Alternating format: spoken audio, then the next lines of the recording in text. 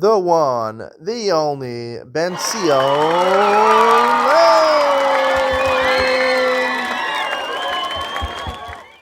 Good morning and welcome to Yeshiva YouTube, Just Daf It. Today we're doing Daf It Gittin, Daf Yud, number 10.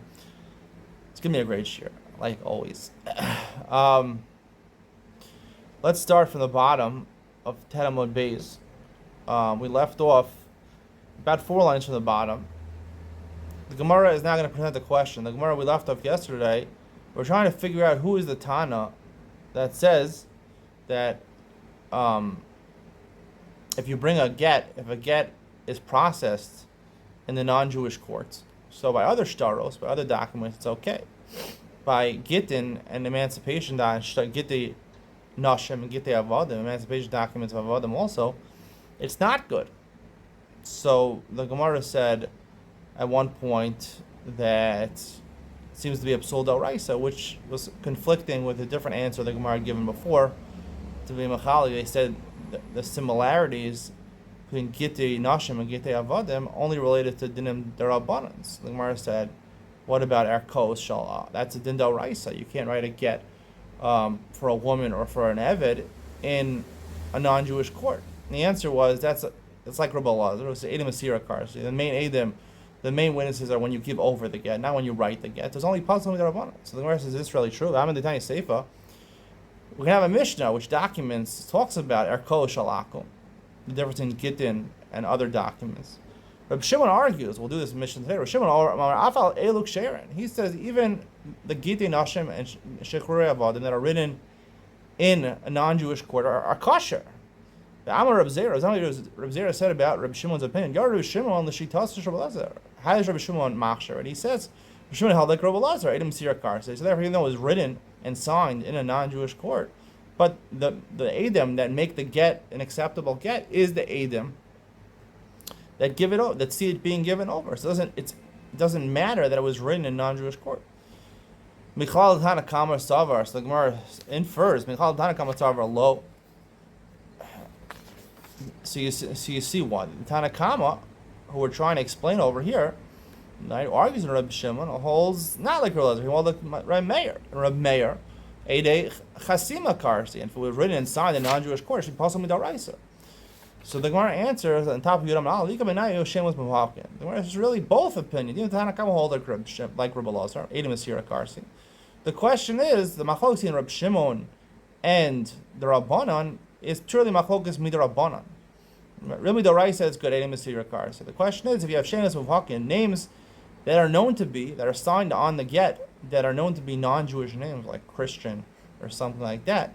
So that's definitely a non-Jewish name. So therefore, the Rabbanan apostle, and really, Midah Raisa is kosher, Edim Masira Karsi. Both of opinions hold Masira Karsi, which is how we hold the halacha.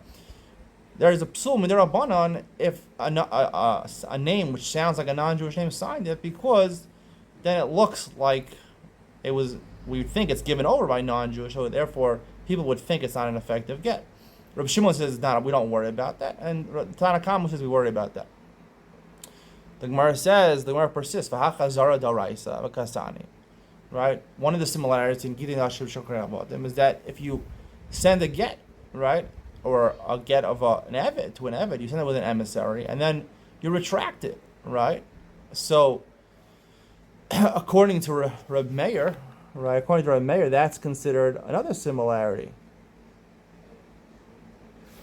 So according to Reb Meir, that's a similarity. That's a similarity with Daraisa, right? You can retract them with Daraisa because they're both chavin la'adam shalom b'fanav, ein chavin la'adam shalom b'fanav, right? It has to get to the person before it actually takes effect. So if you call back the emissary, or you said in front of Edom, I retract my giving to the emissary, so it's in this bottom with Daraisa.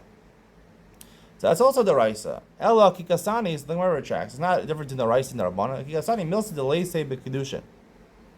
Milsa the isei b'kedushin lo Kikasani. It's talking about something which doesn't apply to kedushin. Things which apply to kedushin also didn't matter. It doesn't mention. That's why it doesn't mention l'shema and mechubar, because just like a get can't be written on mechubar and has to be written l'shema. Also kedushin, the Gemara looking at kedushin. Also kedushin, the shar kedushin can't be written on mechubar, and also has to be written l'shema for a specific woman. So that's why those are not mentioned. The other things don't apply kedushin, only apply to Gittin. If you shlichus applies to Kiddushin also. I send the Shliach to Mekadesh a woman and she gets it, she's Mekudeshes. And if I retract it before she gets it, so likewise, it's retracted. So what are you going to say about that? The Gemara says, Shlichus Bal Korcha, the Gerushin Isa, the Kiddushin Leisa, they're not completely similar. Gittin and Kiddushin. Yes, you could retract by both of them, but the Shlichus of Get is fundamentally different than the Shlichus of Kiddushin. Because Shlichus of Gerushin, you can even divorce a woman if she doesn't choose to accept it. You can divorce her. Even if she doesn't want to get divorced, you can divorce her. Kiddushin, she has to accept it. She has to agree to it. So therefore, the Shlichus is inherently different. And therefore, when I retract a Get, it's different than retracting the Shlichus of a Get. It's different than retracting the Shlichus of Kiddushin because the Shlichus inherently is different.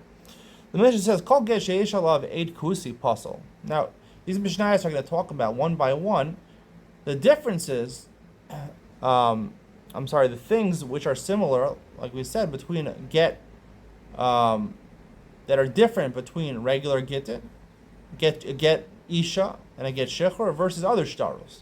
Kol Get Sheish Alav Eid Kusi Pasal. Any Get, any Shtar, which has an A, which is a Kusi. A Kusi is a type of Jew, but he did not fully convert, or he fully converted, but the Rabbanan said we have to worry that he's not keeping the laws of the Torah. Kosher the Eid Kusi Puzzle. You can't have an aid signed on a loan document or a Shtar Mecha that I sold a piece of land to someone. The only time it's okay is by a get of a woman or an emancipation document for an Evan. There's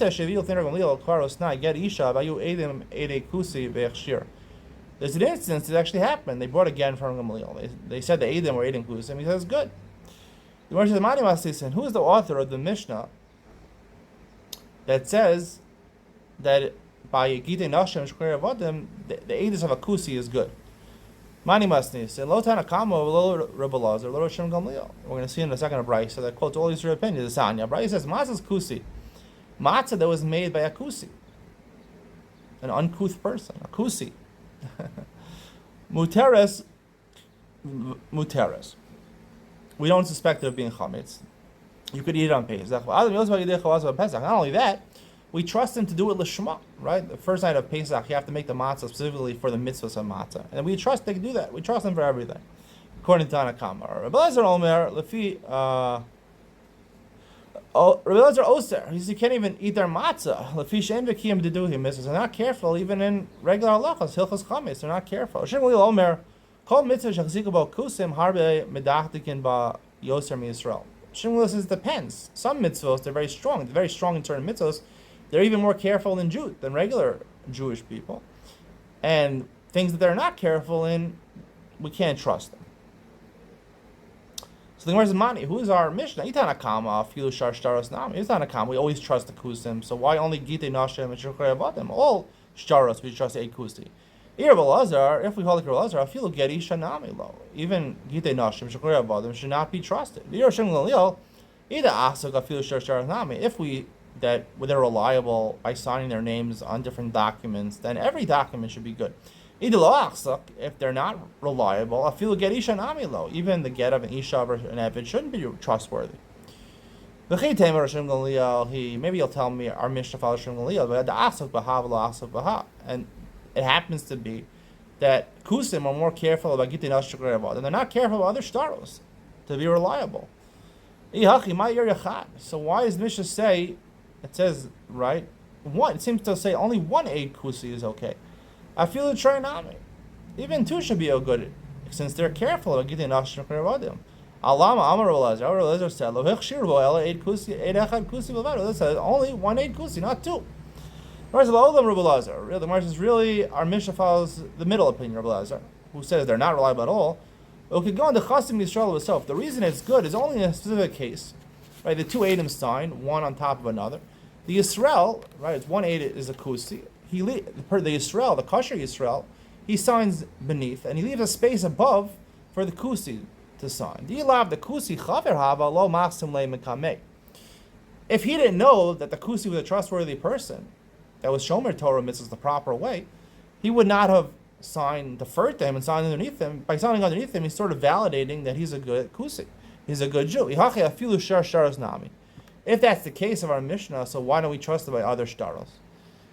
Ela Amri and Rav Chashavak Lamad the Kasher Mineh. How can I Rav Chashavak Lamad the Kasher Mineh? The reason we don't trust my other shtaros is the reason he signed underneath is not because he was giving a haskama, an approbation to the kusi, saying he was a trustworthy person. He was saying because the first aid that signed is older than me, I want to give him respect, right? So by other shtaros, right, we trust other person, but it's not because that's only if a Jewish person signs above him. But how do you know you can trust the kusi? The reason he signed underneath is not because he trusts the kusi, it's because he wants to give respect if someone's older than him. So you can't trust that. Amar Rav Papa, Rav says, "Also maris area get in chosmin zebelo zeh." So Rav says the answer is that by other shtaros, yes, he signed underneath because you don't have to sign both Eidim together. So he could sign underneath, and he'll sign underneath the second one because he wants to give honor to maybe a person. The second signature is going to be someone who's older than him. However, Gittin, we'll see in a second why, there's a takana that the Eidim have to be present. And therefore, when he signs on the bottom, he must be telling you and corroborating that the first aid is a legitimate Jew. He's a kusi, but yet he's somebody who keeps the mitzvos wholeheartedly. My time, what's the reason that the Eid Gittin have to sign in the presence of each other? We'll learn later in the Sechta, if a person is leaving somewhere or he's dying and he says, Kulchem, should make a get for my wife. The halacha is that one person writes the get, and the rest of them, let's say there's 6 people, 5 of them have to sign the get, even though 2 Eidim is good enough to be signed. But since he said kulchem, you have to do that. So therefore, because we wanted to make sure that all 5 of them signed, we made sure they signed in each other's presence. Because if they were signing one by one, they might say kulchem. No, you only need 2 Eidim on a get. But when they sign all in the presence of each other, they'll all make sure to sign to make sure it's a valid get in that case. Gufa, Amar Rabbi Lazar, lo echshiru bo ela eid echad, kusi bolvad. The halacha is we only machshir 1 eid kusi. My kamashmalan. What's he teaching us? Tanina, we learn in the Mishnah. Kol gesh yishal of eid kusi pasal. Right? Any get, any shtar which has the signature of 1 eid kusi is pasal. As opposed to Gittin and Shechure Avadim, emancipation documents for an Eved, where implied is that 1 eid kusi is kosher, not 2. Right? That's why I said 1 eid. Whereas even Masnisa, the word says, if it's around Mishnah, I mean, I feel a train out. Maybe 2 also, a kusi would be good by Gitei Nashim and Gitei Avadim. The reason is it says 1 is to tell you it's completely divergent that other shtaros, even 1 is possible. By Gitei Nashim Avadim, even 2 would be okay. That's why the Roser says that only 1. Betray low. Is it true that 2 are not kosher? Only 1 is kosher. The Mishnah continues. The get isha. You of 80 kusim. The edim on it were 80 kusim. The hechshir, and he was machshir. 80 kusim is 2. Amar Abaye tani edo. You have to switch the word in our Mishnah. Not ede, edo. Edo. His witness. Only 1 witness. That's one answer. Rava Amar laolam trey. Really, even 2 are kosher. Ramliel. Miflag Polik, he argues in Rabbi Lazar. Even according to the Tanakama, follows like Rabbi Lazar's statement, only 1 eid is kosher, for 8 kusi is kosher, for Gitei Nashim and Shechure Avadim. Rabbi Gamliel argues and says even 2 is okay. Gamliel machshir b'shtayim. Ma'aser nami she'evil Gamliel farosnai get isha you 8 of 80 kusim hechsher. A proof to that was an actual incident which happened where there were 2 80 kusim and he said it's valid. The Mishnah says kol shtaros ha'olam berkoshel of the kochavim api shachasmeim of the kochavim ksherim. Any other any other written document, a monetary document that comes out of a non-Jewish court, and non-Jewish people signed on it, it's kosher. Chutz min gittin ashukar about them. Except for Gittin of women and Avadim. Rav Shimon Omer Avei Ksherim. Rav Shimon says, no, even Gittin Avadim are kosher.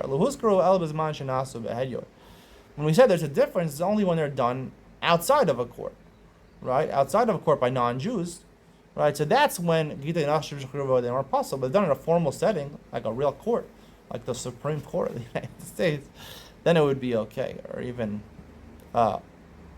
state court, I guess would be okay. The Gemara says, "Kapasik v'tani loshna mecher loshna matana." It says all shtaros are kosher if they come from a non-Jewish court. All shtaros, whether it's a document which says that I sold this property, or even if I gave it to you as a present. Bishlam mecher. Mecher makes sense. The person, they do the transaction in front of the court, they give money. And they write the court writes a shtar, a deed to them that he owns the land. Hudakana. When he gives money, he's kona, right? Kesef is kona by karkos. We'll learn Mitzvahs Kedushin. The shtar is merely a documentation, a proof that he bought the land. The only reason we trust the non-Jewish court is because they're going to get a bad reputation. If he didn't actually give money and they're writing someone a document that he owns land, that someone sold land to another person, they're going to get a bad reputation. People are going to find out about it. The custom le shtar, and that's why they write a shtar. We can trust the shtar. We can trust the shtar mecher. Elamatana, when it comes to a gift, I'm giving a gift to someone. The only way a person's kona, la b'hai shtar, he's only kona with the shtar.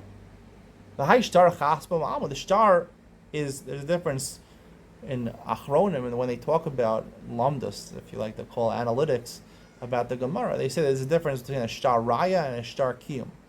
Shtar raya is just proof, right? The sale happened without the shtar. The shtar is just proof that I sold the land. Shtar kiyum is the shtar actually makes something take effect, like a shtar by get or a shtar by kiddushin, or here a shtar by maitana. The shtar is what transfers the land. One of the ways that a karka is transferred is also by shtaros, right? The high shtar chas ma'alma, a shtar signed by non-Jews is ineffective, right? If the shtar actually affects, just like edim to kiddushim that are non-Jewish are not good, or edim to gittin are not good, so edim that give over a piece of land as a matana are not good. The shtar is worthless. Amar Shmuel says no. Dina the malchus dina. Shmuel, we pass like the imam, and it says that there's a halacha that whatever non-Jewish courts do, it's binding in non-Jewish courts. It's also binding in Jewish halacha. We accept in Jewish halacha. So here, by Gittin Ashukar Avadim, where it's a matter of Isra v'Heter, right now she's mutaris to everybody, or now that he's free, that's something that's not Dina Mechutz Dina. The Mechutz Dina is monetary laws. We trust the non-Jewish world. However, by Gittin Ashukar Avadim, we don't. You have to alter the Mishnah, add a letter chaf, that the only things that are not valid are things like Gittin Ashukar Avadim. Shtar matana is like that because it's a shtar kiyum. Anything which is shtar kiyum, matana makes the transaction. Also, Gittin Hashem and makes the emancipation, makes the woman free from her husband. So by shtar kiyum, that's what the Mishnah meant. Shtar mecher, all the shtaros are shtaros that are just a proof. Those are kosher because they're just a proof. So we trust the non-Jewish court. But when the shtar is actually conducting a transaction, that we don't rely on them. Now, obviously, the second answer does not answer the Dina Malchus Dina. There are two different answers. Seemingly, the first answer holds Dina Malchus Dina. The second answer does not hold Dina Malchus Dina. I'll discuss these two divergent opinions in Ian with Ben Sion. Rashi seems to say that both opinions agree with Dina Malchus Dina. There's just a little bit of a difference, but I'd like to say they argue, and I'll explain myself more in Ian with Ben Sion coming up next.